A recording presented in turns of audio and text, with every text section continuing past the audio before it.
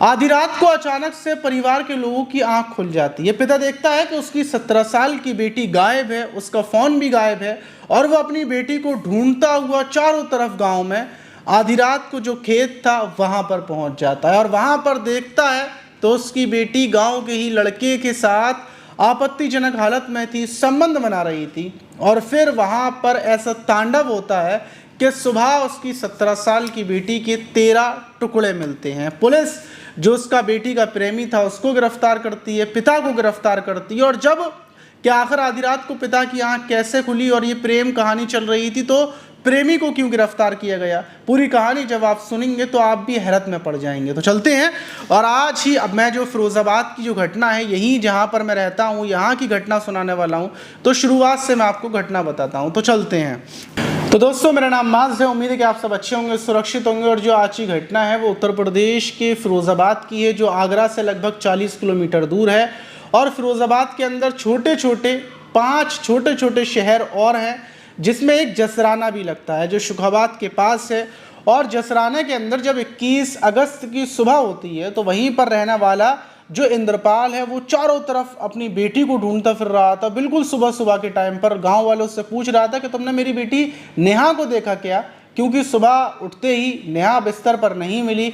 वहीं जब वो अपनी बेटी को चारों तरफ ढूंढता फिरता है कि अचानक से सुबह लगभग ऐसे ही 5 से 6 बजे का टाइम था कि गांव में हल्ला होता है कि खेतों में एक लड़की की बॉडी पड़ी हुई है। क्योंकि अंधेरे के टाइम मतलब खुल रहा था, जो गांव के लोग हैं वो उस खेत में सुबह सुबह महिलाएं शौच करने के लिए जाती हैं। उजाला हो जाता है फिर तो जाती नहीं है, इसलिए सुबह सुबह निकलती हैं। और वहीं पर एक लड़की की बॉडी पड़ी हुई दिखती है।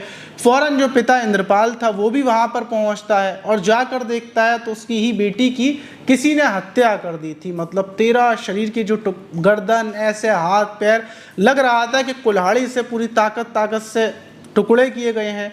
और लगभग 13 टुकड़ों में 17 साल की नेहा का यह हाल था। फौरन जो पुलिस थी, जसराना पुलिस को सूचना दी जाती है। पुलिस मौके पर पहुंच जाती है और जो बॉडी थी नेहा की उसको उठाकर पोस्टमार्टम के लिए भेज दिया जाता है। जो पिता था इंद्रपाल, उसका रोते रोते बुरा हाल था। जो इंद्रपाल है उसका एक बेटा है, बड़ा बेटा गुड़गांव में रहकर नौकरी करता है। और ये 2 बेटियां थी, नेहा सबसे छोटी थी और नेहा पढ़ाई करती थी। और 21 अगस्त की रात नेहा मतलब घर पर सोई थी और जब सुबह उठे तो नेहा गायब थी। पिता ने यही बताया कि सुबह नेहा जब नहीं मिली तो हम लोग नेहा को ढूंढते फिर रहे थे और ख़बर मिली कि एक बॉडी मिली है, तो हम आए और हमें ऐसे पता चला।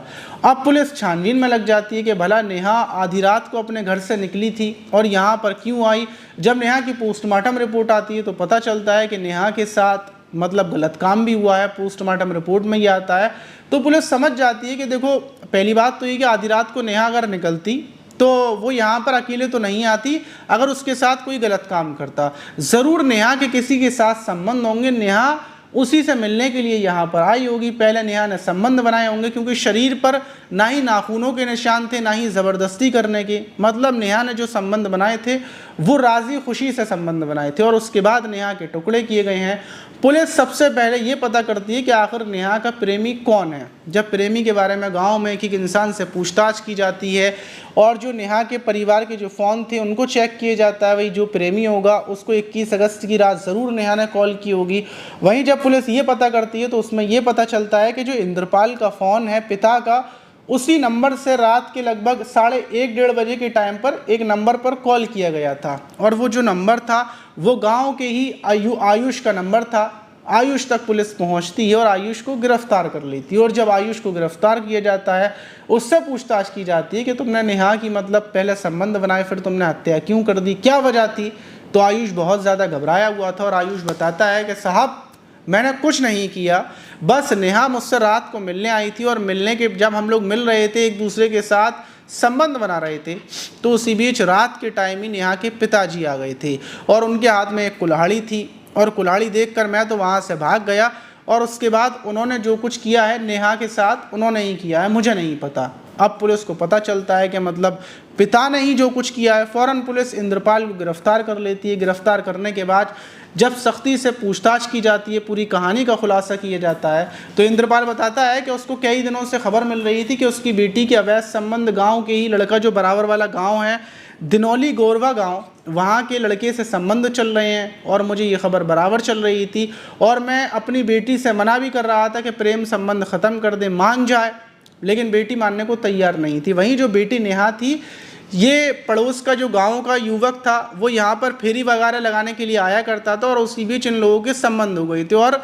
जो नेहा थी, नेहा ने उसका नंबर लेकर अपने पिता के फ़ोन से ये बातचीत करती थी। प्रेम संबंध लगभग 1 साल से चल रहे थे और अक्सर ये लोग रात को मिला करते थे। और 21 अगस्त की, मतलब काफ़ी टाइम पहले से ये लोग मिल रहे थे, लेकिन 21 अगस्त की रात होता ऐसा है कि नेहा मिलने की प्लानिंग करती है कि बाबू आज मिलेंगे, लेकिन जब ये 21 अगस्त को अपने घर से निकल रही होती है रात के टाइम, तो ये अपने पिता का फ़ोन साथ में लेकर निकल जाती है। फ़ोन निकल जाती है, पिता हमेशा चारपाई पर फ़ोन रखकर सोता था। अब रात के टाइम जब पिता की आंख खुलती है तो पिता को लगता है कि भाई कहीं फ़ोन मेरे नीचे तो नहीं दब गया, कहीं डिस्प्ले तो नहीं चली गई उसकी। तो पिता फ़ोन ढूंढता है, फ़ोन पिता को मिलता नहीं है और वो फ़ोन जब नहीं मिलता तो वो सोचता है कि फ़ोन किसके पास है, कहीं मेरी बेटी नेहा के पास तो नहीं है। वो उठता है, नेहा को देखता है और घर पर नेहा नहीं मिलती। वो समझ जाता है कि फ़ोन गायब है, नेहा गायब है, ज़रूर नेहा प्रेमी से मिलने के लिए गई होगी। और वो कुल्हाड़ी लेकर नेहा को चारों तरफ ढूंढता हुआ निकलता है और जब खेतों में की तरफ पहुंचता है तो वो देखता है कि नेहा आपत्तिजनक हालत में प्रेमी के साथ है। उसका खून खौल जाता है, प्रेमी तो वहाँ से भाग जाता है, लेकिन जो नेहा थी वो नहीं भागती। फ़ौरन पिता कुल्हाड़ी से ताबड़तोड़ लगभग 13 वार पूरी ताकत से वो करता है और उसी बीच नेहा का जहाँ पर भी कुल्हाड़ी पड़ती है, नेहा का टुकड़ा अलग हो जाता है और फिर हत्या कर वापस अपने घर आ जाता है और सुबह नेहा को ढूंढने का ड्रामा करता है। पुलिस इंद्रपाल और प्रेमी, क्योंकि प्रेमी के ऊपर ये केस लगता है कि प्रेमी ने मतलब नेहा के साथ, नेहा की उम्र कम थी और उसको बेला फुसलाकर उसके साथ रेप किया, गलत काम किया, इसलिए पुलिस प्रेमी को उठाकर जेल भेजती है। और पिता के ऊपर ये केस लगता है कि पिता ने अपनी बेटी के मतलब इतनी बेरहमी के साथ टुकड़े कर दिए। वहीं परिवार वालों के बारे में जानकारी ली जा रही है कि इंद्रपाल ने परिवार को बताया था ये हत्या की बात, इस हत्या में कोई और भी शामिल है ये भी पता किया जा रहा है और उसको भी जेल भेजा जाएगा। लेकिन पिता ने अपनी इज्जत की खातिर बेटी के साथ इतनी खौफनाक घटना को अंजाम दे दिया। आप इस घटना पर क्या बोलना चाहेंगे? क्या पिता ने बिल्कुल सही किया या गलत किया? कमेंट बॉक्स में ज़रूर बताइएगा। मिलते हैं किसी और वीडियो में।